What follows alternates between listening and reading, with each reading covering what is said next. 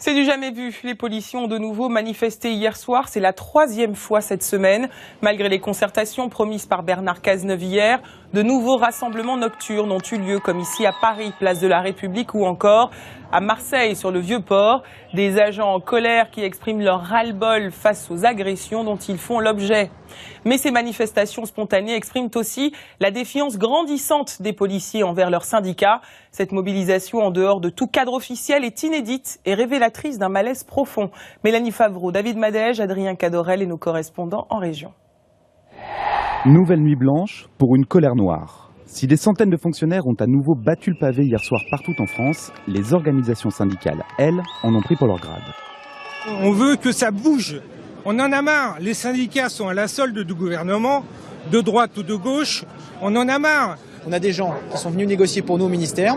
Dans les allocations, ils disent les collègues sur le terrain, c'est-à-dire qu'ils se considèrent même plus d'être des collègues. En fait, ils n'ont plus vu le travail de policiers depuis des années. C'est que des permanents qui vivent dans un autre monde, qui ont en face une hiérarchie policière qui vit dans un autre monde avec un ministre qui ne connaît pas la police nationale. Donc avec tous ces gens-là, ils vont penser pour nous ce qu'on doit subir sur le terrain. Je veux dire, ça ne marchera jamais. Une défiance qui inquiète jusqu'au gouvernement, habitué à dialoguer avec des organisations affichant un nombre envié d'adhérents. En effet, près de 80% des 144 000 policiers nationaux sont aujourd'hui syndiqués. Les manifestants dénoncent également des arrangements passés entre le ministère de l'Intérieur et les principales organisations, aujourd'hui dépassées par ces mouvements de grogne spontanée. La marche silencieuse organisée mercredi prochain par l'un des principaux syndicats inquiète nombre de fonctionnaires.